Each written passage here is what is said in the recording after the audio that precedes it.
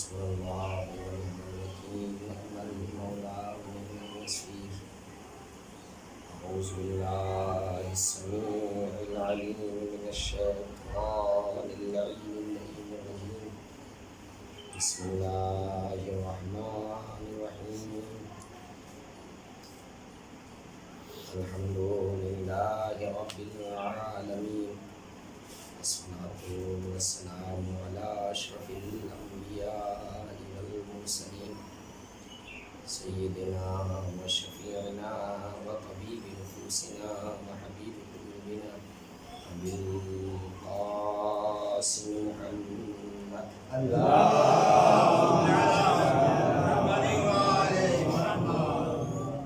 وعلى أهل بيته الطيبين الطاهرين المعصومين المظلومين المنتهبين المنتجبين، ولعنة الله على أعدائهم أجمعين من الآن إلى قيام يوم الدين. أما بعد، فقد قال الله تبارك وتعالى في كتابه المجيد: وهو أصدق الصادقين وقوله الحق. بسم الله الرحمن الرحيم. ادع إلى سبيل ربك بالحكمة والموعظة الحسنة وجادلهم بالتي هي أحسن إن ربك هو أعلم بمن ضل عن سبيله وهو أعلم بالمهتدين. صلوات بالله.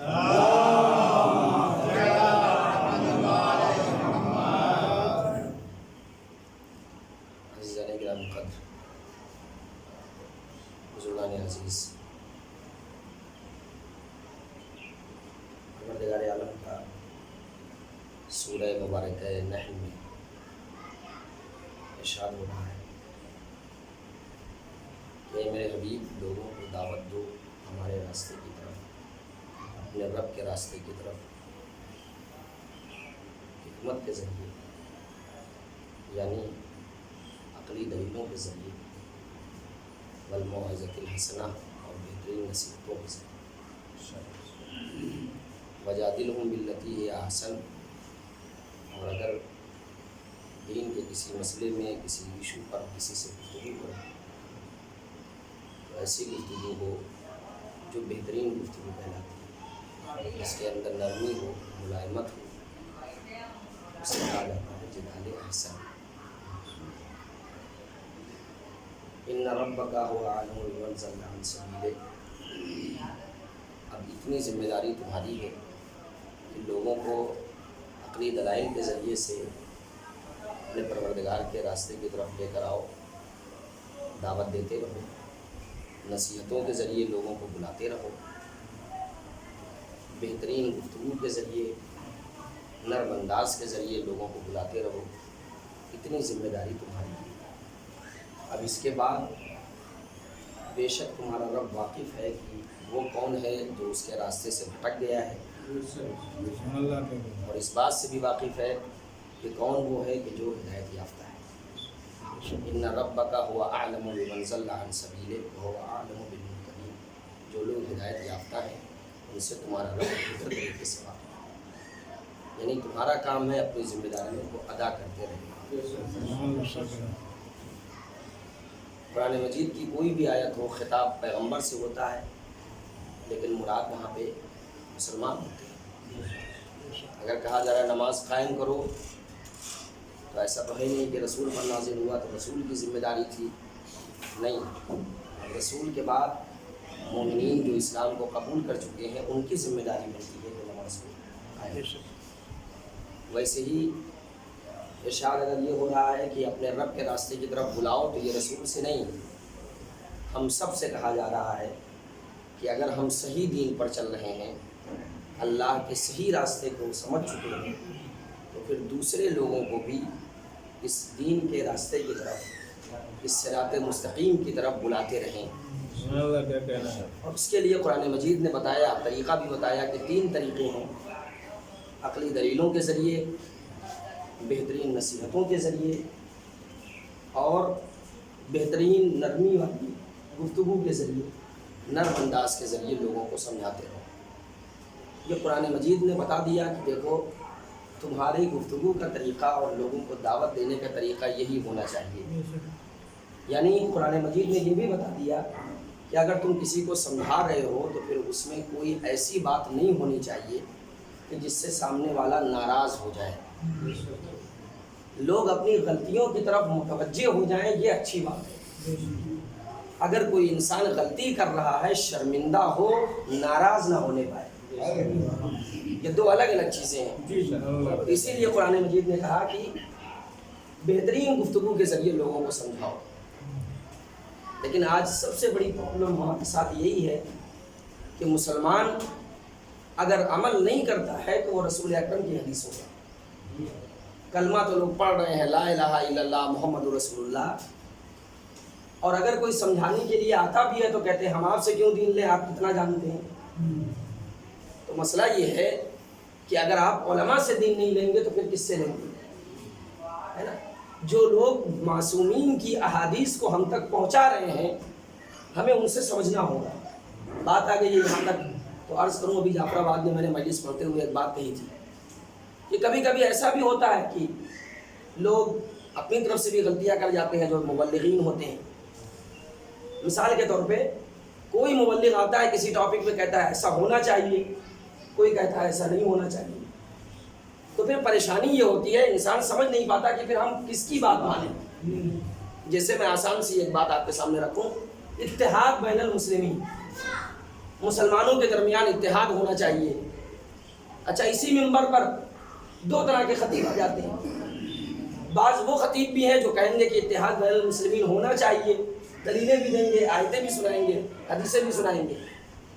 بعض وہ بھی آتے ہیں جو یہ کہتے ہیں کہ اتحاد بین المسلمین نہیں ہونا چاہیے، اور پھر کہتے ہیں ہونا نہیں چاہیے، پیغمبر کے دور میں بھی نہیں ہوا، جب پیغمبر نہیں کر سکے تو ہم اور آپ کون ہوتے ہیں، ہے نا؟ تو دونوں طرح کی باتیں ہوتی ہیں۔ تو مجمع پریشان کہ ان کی سنیں یا ان کی سنیں۔ ایسے موقع پر میں بچ کر ایک راستہ نکالتا ہوں۔ وہ راستہ کیا ہے؟ دیکھیے، یہ پریشانی آپ کے سامنے تب تک رہے گی جب تک آپ دین خطابت کے ذریعے سمجھنے کی کوشش کریں گے۔ توجہ چاہتا ہوں، دین خطابت کے ذریعے سمجھنے کی کوشش مت کریے۔ دین کو اگر سمجھنا ہے تو خطابت کے بجائے مرجعیت کے ذریعے سمجھیے کہ ہمارے مراجع کیا کہتے ہیں۔ اب اگر ہمارے مراجع میں سے کوئی کہتا ہے کہ اتحاد نہ کریے تو ایک الگ بات ہے، لیکن اگر ہمارے مراجع کہہ رہے ہیں کہ اپنی مجلسوں کو بہتر سے بہتر بنائیے، لوگ زیادہ سے زیادہ آئیں، آپ کی مجلسوں میں شرکت کریں، آپ سے متاثر ہوں، تاکہ دین اسلام دھیرے دھیرے دوسروں کے نفوس تک پہنچتا رہے۔ تو اگر ہمارے مراجع ایسا کہہ رہے ہیں تو پھر ہمیں ان کی بات پر عمل کرنا چاہیے۔ اسی لیے اب اسی میں انہی مراجع کے ضمن میں وہ تمام علماء بھی آ جاتے ہیں جو پیغمبر کی حدیثوں کو بیان کرتے ہیں۔ بعض کم پڑھے لکھے افراد اعتراض کر دیتے ہیں، ہم آپ کی بات نہیں مانیں گے، جب امام آئیں گے تب ہم مانیں گے۔ مگر آپ دیکھیں، پیغمبر اچھا ٹھیک ہے معصوم نہیں ہے، ظاہری اعتبار سے ہمیں نہیں سمجھانے کے لیے آتے، لیکن اگر معصوم نہیں ہے تو معصوم کی حدیثیں تو ہیں۔ اگر انسان معصوم کی احادیث پر عمل کر لے تو یقین جانیے اس کی زندگی میں چینج ہو جائے، اس کی زندگی میں تبدیلی آ جائے، اس کی زندگی میں انقلاب پیدا ہو جائے۔ مگر انسان احادیث سنتا تو ہے، عمل نہیں کرتا۔ بس آج کے ماحول کے اعتبار سے چونکہ عمل نہیں کرتا، اسی وجہ سے بدعملی کا مظاہرہ مسلمان کی زندگی میں زیادہ نظر آتا ہے، اور آج مسلمان بدنام ہو رہا ہے۔ اب آپ دیکھ لیجئے کہ آج ٹی وی پہ بحث کچھ تو تعصب میں باتیں ہو رہی ہیں کہ مسلمان مارنے والی قوم، مسلمان قتل و غارت گری کرنے والی قوم، جبکہ پیغمبر کی تعلیم یہ نہیں ہے۔ پیغمبر نے کیا سکھایا؟ بس ایک واقعہ آپ کے گوش گزار کر دوں، اس کے بعد انشاءاللہ مسائل کریں۔ اس لیے کہ ہم نے خود مجلسوں کے لیے جو وقت طے کیا ہے وہ 20-25 منٹ کے اندر مجلس ختم ہو جاتی ہے۔ بس اسی واقعے کو کمپلیٹ کر کے انشاءاللہ مسائل کریں۔ پیغمبر کی تعلیم کیا ہے اور مسلمان کون سا عمل انجام دے رہا ہے کہ بدنام ہو رہا ہے؟ آپ دیکھ لیجیے سعودی عرب میں اسراء الغمام جو ایک لیڈی تھی شیعہ، جو انسانی حقوق کی حفاظت میں قلم اٹھایا کرتی تھی ان کو قتل کر دیا گیا، اور وقت آخر انہوں نے یہی کہا کہ خدا کی بارگاہ میں شکایت کروں گی اس لیے کہ بے گناہ مجھے مارا ہے۔ یہ کیا ہے؟ وہ بھی مسلمان ہے جو قتل کر رہا ہے، دعویٰ اس کو بھی ہے، مگر پیغمبر کی حدیث کیا؟ پیغمبر نے کیا کہا؟ پیغمبر کی تعلیم کیا ہے؟ قرآن مجید کیا کہتا ہے؟ قرآن مجید تو اس سرزمین کی قسم کھاتا ہے جس سرزمین پر امن ہوتا ہے، وَهَٰذَا الْبَلَدِ الْأَمِينَ، اس امن والے شہر کی قسم۔ اور پھر قرآن مجید نے یہ بھی بتا دیا کہ یہ جو مکے کو جو ہم نے شہر امن قرار دیا، یہ یوں ہی نہیں قرار دیا، یہ لا اقسم بہذا البلد وانت حل بہذا البلد، اے میرے حبیب ہم نے اگر اس شہر مکہ کی قسم کھائی ہے تو یوں ہی نہیں کھائی ہے، اس وجہ سے کھائی ہے کہ آپ اس شہر کے اندر رہتے ہیں۔ صلوات بھیجیں محمد و آل محمد۔ تو معصوم کی ایک حدیث، زیادہ باتیں ہوتی ہیں تو اس پر عمل بھی زیادہ نہیں ہو پاتا ہے، مگر چھوٹی سی حدیث ہمارے پیغمبر کی، ایک بدو صحرائی عرب پیغمبر کی خدمت میں آیا، مسلمان تھا، کہ یا رسول اللہ میں اپنے وطن جا رہا ہوں، کچھ نصیحت کر دیجئے، یا رسول اللہ علمنی، مجھے تعلیم دیجئے، مجھے کچھ نصیحت کیجئے۔ تو پیغمبر نے ایک حدیث بیان کر دی، چھوٹی سی، بہت چھوٹی سی حدیث، کہا اذهب ولا تغضب، کہا جاؤ غصہ نہ کرنا۔ اب کتنی بڑی ہے، لا تغضب، بس غصہ نہ کرنا۔ اس نے کہا ٹھیک ہے میں وعدہ کرتا ہوں کہ آپ کی حدیث پر عمل کروں گا۔ اب یہ آیا پلٹ کے اپنے وطن، تو کیا دیکھا کہ ماحول دوسرا ہے۔ آپ جانتے ہیں عرب کا ماحول بات بات پر لڑنے کے لیے تیار رہتے تھے، ایک قبیلہ دوسرے قبیلے کو مارنے کے لیے تیار۔ تو ہوا یہ تھا کہ اس کے قبیلے پر، جس قبیلے سے اس کا تعلق تھا، الزام یہ لگایا گیا کہ اس کے قبیلے کے کسی آدمی نے دوسرے قبیلے کے کسی آدمی کو مار دیا ہے۔ اس کے نتیجے میں دونوں قبیلے کے درمیان لڑائی چھڑ گئی تھی، اور دوسرے قبیلے والے اس کے قبیلے کو مارنا چاہ رہے تھے، اور ظاہر سی بات ہے عرب والے کہاں غیرت کے خلاف ہے کہ ہمارا آدمی مارا جائے، ہم خاموش بیٹھے رہے، تو وہ کھڑے ہوئے اور ادھر یہ بھی تیار لڑنے کے لیے دونوں طرف سے۔ اچھا یہ جب گیا تو دیکھا میرے قبیلے کے اوپر حملہ ہو رہا ہے، میرا قبیلہ بھی لڑنے کے لیے تیار ہے میدان میں جانے کے لیے، تو خود بھی اسی ماحول سے متاثر ہو گیا، اور آلات ہر وزر سجائے، جو لڑائی کے جو ہتھیار ہوتے ہیں وہ سب سجائے۔ خلاصہ آپ کے سامنے رکھ رہا ہوں جلدی جلدی۔ اور سجانے کے بعد اب میدان میں جا رہا ہے، جب میدان میں پہنچا جنگ شروع ہونے والی تھی، یاد آ گئی پیغمبر کی حدیث کہ پیغمبر نے کہا تھا غصہ نہ کرنا، لا تغضب، غصہ نہ کرنا۔ اب جب یاد آ گئی تو اس نے کہا کہ ٹھہرو، مجھے پیغمبر کی ایک حدیث یاد آ گئی، میں اس کے مطابق عمل کرنا چاہتا ہوں۔ اپنے قبیلے سے کہا کہ ابھی جنگ مت کرنا، میں پہلے ان سے گفتگو کروں گا۔ اب اس نے اسلحہ وغیرہ اتار دیا، اسلحہ اس لیے پہن کے نہیں گیا کہ کہیں ایسا نہ ہو کہ وہ یہ سمجھے کہ کسی کو مارنے کے لیے آ رہا ہے، اس لیے اسلحہ اتار کے یعنی ارادہ ظاہر کر دیا کہ ہم مصالحت کے لیے آ رہے ہیں۔ اب یہ وہاں پہنچا، اس کے بعد سمجھانے لگا، کہا کہ کیوں مارنا چاہ رہے ہو؟ کیا تم یقین سے کہہ سکتے ہو کہ ہمارے قبیلے میں کس نے مارا ہے؟ اگر یقین سے کہہ سکو تو ہم اسے پیش کر دیں۔ بھائی خون بہا، اسلام نے منع نہیں کیا۔ تو کہا یقین سے نہیں بتا سکتے، تو کہا جب نہیں بتا سکتے تو جب طے ہی نہیں ہے کہ کس نے مارا، تو پھر ایک غائب آدمی کے بدلے میں پورے قبیلے پر حملہ کرنا یہ کہاں سے جائز ہے؟ انہوں نے کہا نہیں، ہماری غیرت کے خلاف ہے، ہمارے قبیلے کا ایک آدمی مارا گیا۔ تو کہا تمہاری غیرت کے خلاف ہے، اگر تم مارنا ہی چاہتے ہو، اتنا ہی زیادہ آمادہ ہو گئے ہو، تو میرے قبیلے پر حملہ نہ کرو، ایسا کرو میں تمہارے سامنے کھڑا ہوں، مجھے مار دو، اپنی حسرت پوری کر لو۔ اب جب انہوں نے سنا کہ یہ آدمی بڑا عجیب و غریب، ہم اتنا غصے ہیں، ہم اتنا ناراض ہیں، اور یہ اتنے ٹھنڈے دماغ سے بات کر رہا ہے، متاثر ہو گئے۔ تو کہا کہ جب تم اتنے پیار سے بات کر رہے ہو تو اب ہم بھی، چونکہ ہمیں پتہ نہیں کس نے مارا، تو ہم بھی معاف کر دے رہے ہیں، جاؤ۔ اب آپ دیکھیے پیغمبر کی ایک حدیث جو معمولی سی، جس کو انسان کہہ دے گا کہ معمولی سی، چونکہ چھوٹی ہے، حالانکہ معمولی نہیں ہے، بڑی پرمغز حدیث ہے یہ۔ ایک چھوٹی سی حدیث نے समाज में जो फसाद होने वाला था उसको डाल दिया। यानी पैगंबर ने बता दिया। आज के दौर के लिहाज से भी जो कम पढ़े लिखे लोग कहते हैं ना मासूम नहीं है, क्या करेंगे अमल करके, मगर रसूल ने बताया कि देखो अगर मासूम न हो, मासूम की हदीस पर भी अमल होने लगे तो समाज से फितना और फसाद का खात्मा हो जाएगा। सलावत भेजे मोहम्मद वाले मोहम्मद।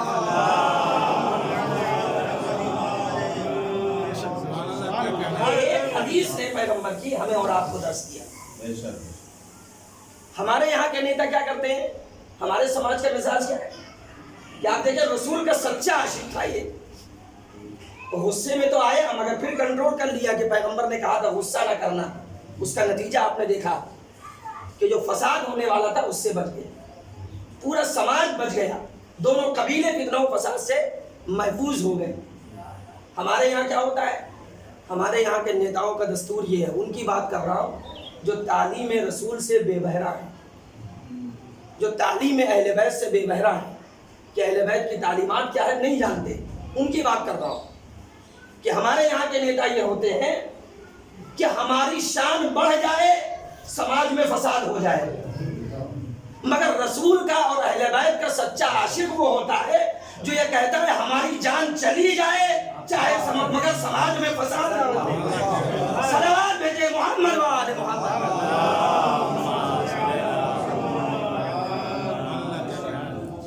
ये है हमारे पैगंबर की हदीस और इसका इतना ज़्यादा सवाब है, हमारी ज़िंदगी में इतनी तब्दीली पैदा हो जाती है अगर हम मासूमीन की हदीस पर अमल करें, अगर हम मासूमीन की सीरत पर अमल करें।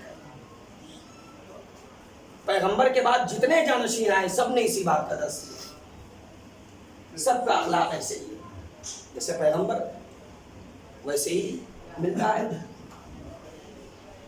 कि हमारे चौथे इमाम ज़ैनुल आबिदीन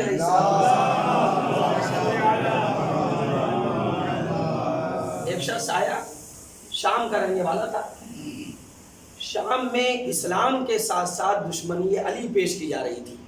आप जानते हैं हुकूमत किसकी रही, और ये बड़ी अजीब बात है कि वो अली कि जिसको अगर फैला दिया जाए तो दीन इस्लाम की तालीमात निखर कर सामने आ जाए।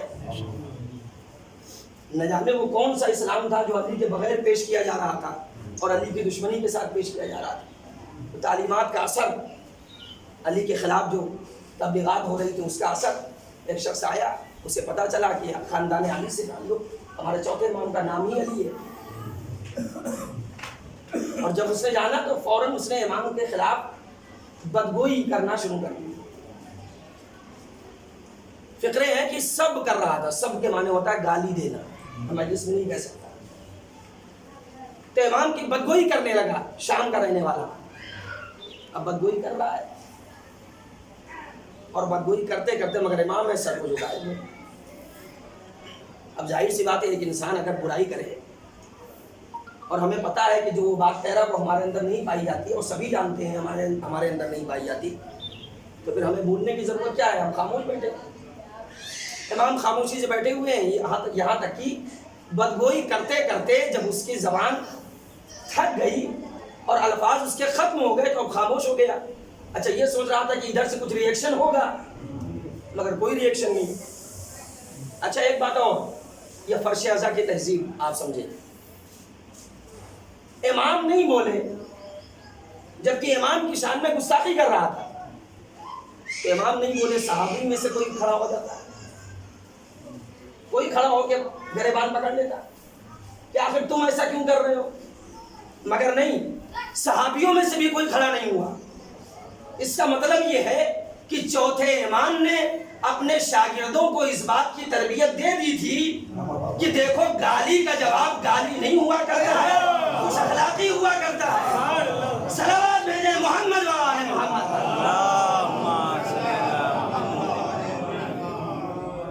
बस यही वो नसीहतें हैं कि जिसने हमारे बच्चों को इतना मुहज़्ज़ब बना दिया है कि आज़ादारी करते हैं तो दुश्मनों से उलझते नहीं हैं। वरना अगर ये तालीमात हमारे दरमियान न होती तो हमें इतना सताया जा रहा है, न जाने कितने गरेबान पे हमारे हाथ पहुंच जाते। मगर ये मासूमीन ने हमें समझाया ताकि देखो कोई ऐसा काम न करना जिससे समाज में फितना और फसाद। کوئی ایسا کام نہ کرنا جس سے سماج میں لڑائی جھگڑے کو فروغ ملے، اس لیے کہ معصوم کہتے ہی اسے ہیں کہ اگر سماج میں لڑائی ہونے والی ہو تو اس کا خاتمہ ہو۔ آج دنیا کہتی ہے، غلط طریقے سے الزام لگایا جاتا ہے کہ اسلام تلوار کے ذریعے پھیلا۔ اسلام تلوار کے ذریعے نہیں پھیلا ہے، محمد والے محمد کے کردار کے ذریعے ان کے کردار کے ذریعے پھیلا اسلام۔ جب پیغمبر نے اعلان رسالت کیا مکے کے اندر، تو مدینے کے اوس و خزرج 2 قبیلے تھے، ان 2 قبیلوں میں سے کسی قبیلے کے 2 افراد مکہ پہنچے، مشرکین مکہ کے پاس، مشرکین مکہ کے سردار کے پاس پہنچے اور کہا کہ ہمیں کچھ جنگجو قسم کے سپاہی چاہیے، کچھ بہادر سپاہی چاہیے۔ تو انہوں نے کہا سپاہی لے کے کیا کرو گے؟ کہا کہ ہم دوسرے قبیلے پر حملہ کرنا چاہتے ہیں۔ مزاج وہی ہے میں بیان کر رہا ہوں، چونکہ موضوع سے مرتبط باتیں ہیں اس لیے یاد آتی جا رہی ہیں، بیان کرتا چلا جا رہا ہوں، بس اس کے بعد انشاءاللہ مسائل۔ تو کہا کچھ جنگجو سپاہی چاہیے، تو انہوں نے کہا کہ دیکھو ہم اس وقت تمہاری مدد نہیں کر سکتے۔ جو مکے میں مشرکوں کا سردار تھا اس نے کہا ہم تمہاری مدد نہیں کر سکتے۔ کہا کیوں؟ کہا اس لیے کہ اس وقت ہم خود ایک نئی مصیبت میں گرفتار ہیں۔ کہا کیا مصیبت؟ کہا وہ مصیبت یہ ہے کہ ہمارے درمیان ایک شخص آ گیا ہے جو اپنے آپ کو اللہ کا رسول کہتا ہے اور لوگوں کو ایک اللہ کی دعوت دیتا ہے، ہمارے بتوں کو برا کہتا ہے۔ تو ابھی ہم اس سے نجات نہیں پائے، تو ہم تمہاری مصیبت میں مدد نہیں کر سکتے۔ تو انہوں نے کہا ٹھیک ہے، اگر مدد نہیں کر سکتے ہو تو اب ہم اتنی دور سے آئے ہیں، خانہ کعبہ کا طواف کر لیتے ہیں۔ ہر زمانے میں خانہ کعبہ کا طواف ہوتا تھا، طریقہ الگ تھا۔ تو کہا کہ ہم طواف کر لیتے ہیں۔ تو اب جب طواف کا ارادہ ظاہر کیا تو اس نے کہا، انہوں نے کہا جو مشرکین مکہ کا سردار تھا، کہا کہ وہاں مت جانا۔ کہا کہ کیوں؟ ہم طواف کرنے کے لیے جا رہے ہیں۔ کہا وہیں پر تو وہ شخص بیٹھا رہتا ہے۔ قرآن کریم ایک ایسی کتاب ہے جس کا نام قرآن کریم ہے، اس کی تلاوت کرتا ہے۔ تو کہا تلاوت کرتا ہے تو کرتا رہے۔ کہا نہیں، مسئلہ یہی ہے کہ وہ تلاوت کرتا ہے، جو سنتا ہے وہ مسلمان ہو جاتا ہے۔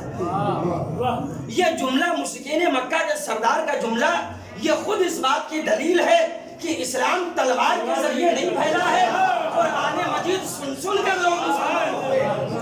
صلوات بھیجیں محمد و آل محمد۔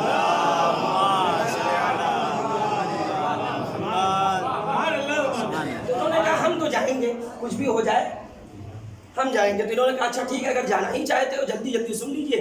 کان میں روئی ڈال دی گئی اور دبا دبا کر کے کسی طرح سے آواز نہ جانے پائے، پیغمبر کی آواز ان کے کانوں سے ٹکرانے نہ پائے۔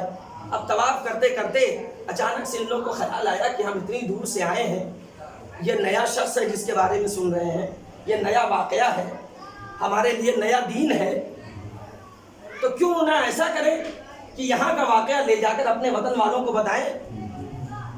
تو چلیے تحقیق کرتے ہیں بات کیا ہے۔ اب کانوں سے روئی نکالی۔ اب میں سمجھتا ہوں کہ ان کا ظرف ہدایت کا بیج لینے کے لیے آمادہ تھا، جو دل میں خیال آیا۔ اب انہوں نے روئی نکالی اور اس کے بعد پیغمبر سے قریب ہوئے۔ اب قریب ہوئے، پیغمبر نے چند آیتوں کی تلاوت کی، تعلیمات پہ انہوں نے نظر کی، اور ہوا وہی جس کا خطرہ تھا، سب کے سب مسلمان ہو گئے۔ اچھا دیکھیں، یہ 2 افراد ہیں۔ اب پیغمبر نے یہ نہیں کیا کہ اگر مسلمان ہو گئے تو یہیں پہ رہو، ہماری جماعت بڑھ جائے، نہیں، پیغمبر نے کہا اب تم آئے ہو تو اب تم جاؤ، ہم تمہیں اسلام کا مبلغ بنا رہے ہیں، اب جاؤ مدینے میں تبلیغ کرو۔ اب یہ 2 افراد گئے مدینے میں تبلیغ کر رہے ہیں۔ اب اس کے بعد اگلے سال مدینے سے 2 نہیں 7 افراد مسلمان ہو کر آئے، پیغمبر کے ہاتھوں پر بیعت کی، مشرف اسلام ہوئے۔ اب پیغمبر نے ان 7 کو بھیجا کہ اب تم لوگ جا کے تبلیغ کرو۔ کچھ دنوں کے بعد 70 افراد پر مشتمل وفد مدینے سے مکہ آیا اور پیغمبر کے ہاتھوں پر مشرف اسلام ہو گیا۔ جناب ابو طالب کا اس زمانے میں انتقال ہو چکا تھا۔ تو انہوں نے دیکھا پیغمبر ستائے جا رہے ہیں، تو مدینے والے چونکہ 70 افراد پر مشتمل اور مدینے کے گھر گھر میں اسلام پہنچ چکا تھا، تو اب انہوں نے کہا یا رسول اللہ آپ مدینہ تشریف لے چلیے، ہم وہاں پر آپ کی حفاظت کریں گے۔ یہاں آپ کو پریشان کیا جا رہا ہے، چاہنے والوں کو آپ کے پریشان کیا جا رہا ہے، آپ سب لوگ مدینہ چلیں۔ اب ایک جملہ کہہ دوں، کہ اب جب انہوں نے کہا تو پیغمبر نے کہا ہم مشورہ کر لیتے ہیں اپنے خاندان والوں سے.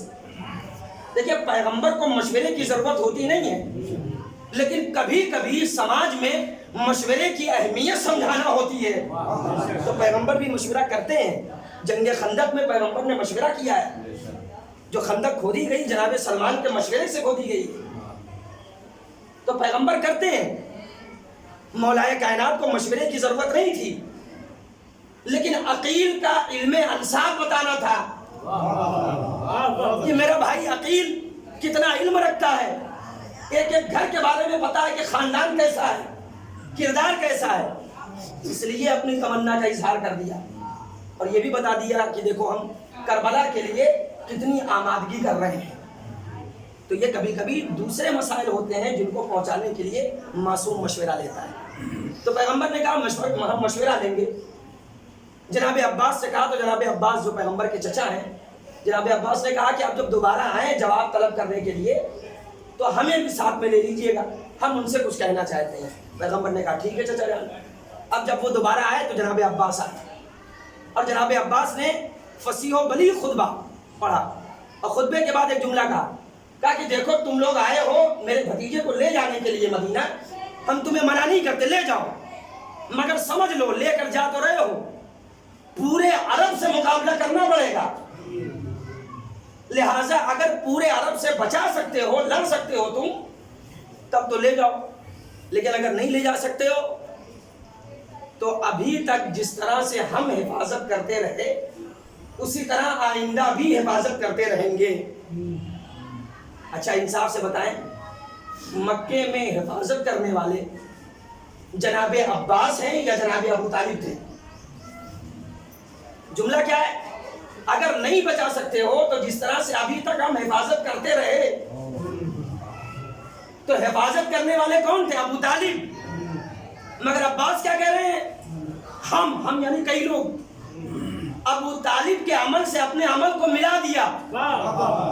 پتا چلا حفاظت رسول کا عمل اتنا اہم تھا کہ جس نے حفاظت نہیں بھی کی وہ بھی چاہتا ہے عمل ابو طالب میں شامل ہو جائے. صلوات بھیجے محمد وآل محمد پر.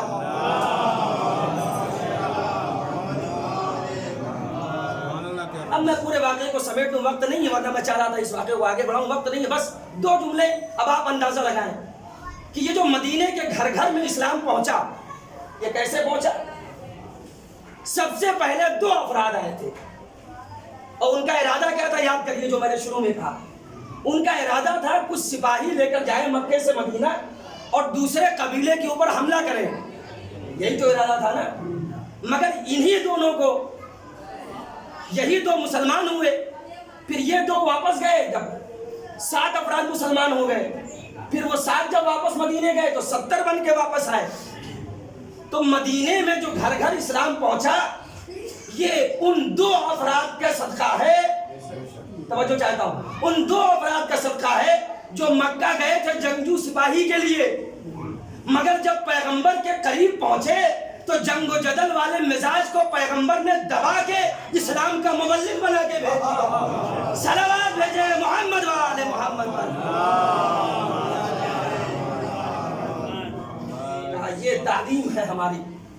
سماج میں دیکھو جنگ و جدل نہیں ہونا چاہیے اگر تم رسول کے چاہیے. تعلیم ہمیشہ اس بات کا خیال رہے کہ تم جس راستے پر چل رہے ہو وہ صحیح راستہ ہے یا صحیح راستہ ہے. جذبات میں گفتگو نہیں کرنا، جذبات میں عمل نہیں انجام دینا. جناب علی اکبر نے یہی درس دیا تھا.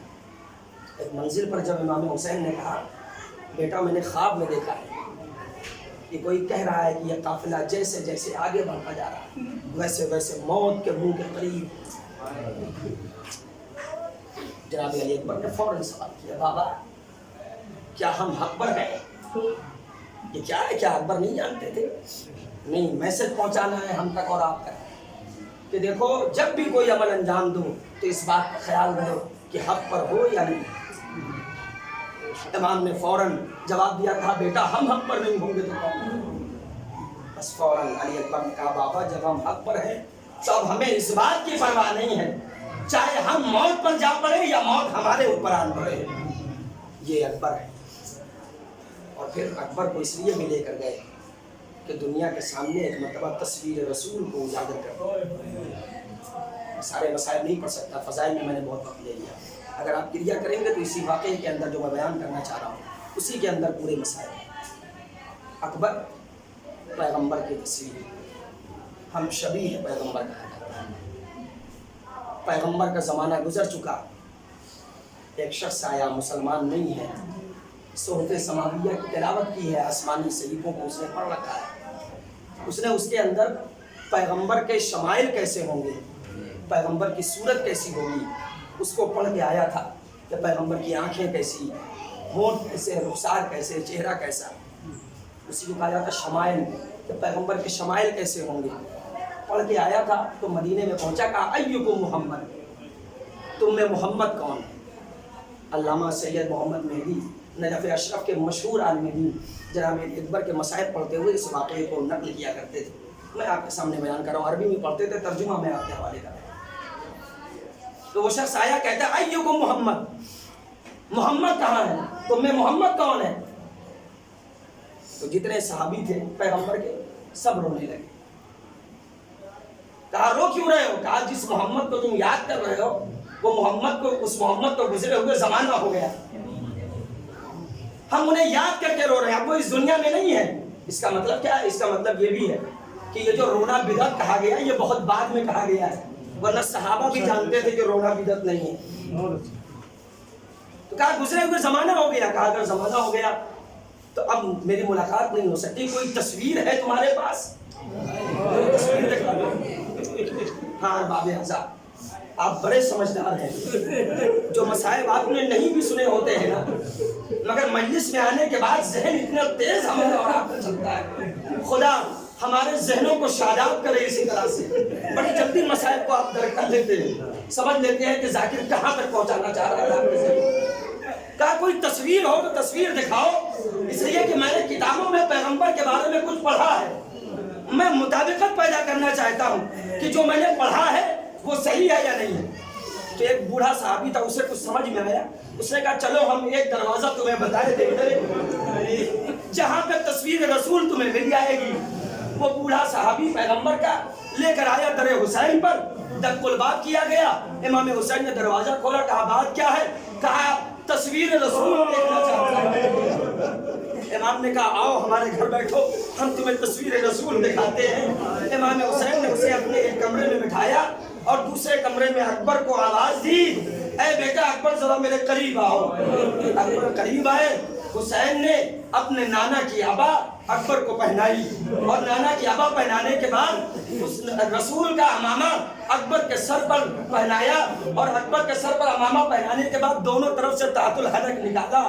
اکبر کی زلفیں حسین نے آراستہ کی اور اس کے بعد کہا بیٹا علی اکبر اب تم جا سکتے ہو، جہاں پہ وہ فلاں شخص بیٹھا ہوا ہے تم چلے جاؤ وہاں پر. اب اکبر جیسے ہی حجرے کے اندر گئے وہ شخص دیکھتا ہے، ایک مرتبہ آنکھوں کو دیکھا، آنکھوں کی ابرو کو دیکھا، رخساروں کو دیکھا، ہونٹ کو دیکھا، چہرے کو دیکھا، قد و قامت کو دیکھا. کرسی پر بیٹھا ہوا تھا، کھڑا ہو گیا. اشہد ان لا الہ الا اللہ واشہد ان محمد رسول اللہ. اے حسین، اے ابو عبداللہ مبارک ہو، خدا نے آپ کو ایسا بیٹا دیا جو صورت میں ہو بہو پیغمبر اکرم سے شباہت رکھتا ہے. میں مسلمان ہو گیا ابو عبداللہ، مبارک ہو آپ کو خدا نے ایسا بیٹا دیا. امام رونے لگے. یہ بڑی عجیب بات ہے، وہ مبارکباد پیش کر رہا ہے، امام کی آنکھوں سے آنسو جاری ہو گئے اور مبارکباد پیش کر کے وہ جانے لگا. سمجھ نہیں پایا امام کیوں رو رہے، جانے لگا. امام نے چاہا اس کی معرفت میں اضافہ ہو جائے، اس لیے امام نے بٹھایا، کہا بیٹھ جا تھوڑی دیر آؤ. جیسے صحف سماویہ میں میں مسائل کو آگے بڑھاتے ہوئے ایک جملہ آپ کے حوالے کر رہا ہوں. جیسے پرانی کتابوں میں رسول اللہ کے بارے میں ملتا ہے کہ رسول ایسے ہیں ویسے ہیں، ویسے ہی صحف سماویہ میں کربلا کے واقعات بھی ملتے ہیں. تو امام نے سوچا کربلا کے کچھ واقعے سے بھی اس کو آشنا کر دیا جائے. بس امام نے ایک سوال کر لیا کہ اے شخص، تو نے کہا کہ اکبر میرا رسول سے مشابہت رکھتا ہے، تو مسلمان بھی ہو گیا اور تو نے مبارکباد بھی دی مجھے، لیکن یہ بتا اگر خدا تجھے اتنا حسین و جمیل بیٹا دیتا تو تو کیا کرتا؟ امام کا سوال پر سماعت دارو چند جملے اور سن لیجئے، مجھے زحمت زیادہ مت دیجئے کہ میں جملوں کو زیادہ سے زیادہ سرد کروں، بس آپ کی آنکھوں سے آنسو جاری ہو جانے چاہیے۔ بس اس نے کہا، امام نے سوال کیا کہ اگر خدا تجھے ایسا بیٹا دیتا جو رسول سے مشابہت رکھتا ہو تو تو کیا کرتا؟ اور اس نے عربی میں کچھ شعر پڑھے ہیں، میں اس کا ترجمہ اردو میں آپ کے حوالے کر رہا ہوں۔ وہ کہتا ہے کہ اے رسول، اے ابو عبداللہ، اگر خدا مجھے اتنا ایسا بیٹا دیتا تو میں اس بیٹے کو 7 پردوں میں چھپا کے رکھتا، لوگوں کی نظریں بد نہ پڑنے دیتا۔ اب وہ تعریف کرتا چلا جا رہا ہے، اگر خدا مجھے ایسا حسین و جمیل بیٹا دیتا اس کے پیر میں کانٹا بھی نہ چونے دیتا۔ اب وہ جیسے جیسے جملہ کہتا چلا جا رہا ہے، حسین کی آنکھوں سے آنسو جاری ہوتے چلے جا رہے، اتنا روئے حسین کہ محاسن مبارک سے آنسو ٹپکنے لگے، زمین پر گرنے لگے۔ کہا، ابو عبداللہ، میں تو تعریف کر رہا ہوں، آپ کیوں گریہ کر رہے ہیں؟ کیا اے شخص تجھے نہیں خبر ہے جس بیٹے کی تو اتنی تعریف کر رہا ہے یہی بیٹا ہوگا، کربلا کا بن ہوگا، مقتل میں یہی بیٹا سینے پہ نیزے کا بھر کھائے گا۔ یہ حسین اس بیٹے کی حفاظت نہ کر پائے گا، سینے سے نیزے کا بھر نکالے گا۔ اے شخص تو کہتا ہے کہ یہ رسول سے مشابہت رکھتا ہے، مگر ہائے کربلا کا بن، رسول کے بھوڑے کا تو احترام ہوگا۔ تصویر رسول تلواروں سے ٹکڑے ٹکڑے کر دی جائے گی، جس میں نازنی پر گھوڑوں کی ٹانپیں پڑے گی۔ میرا بیٹا شہید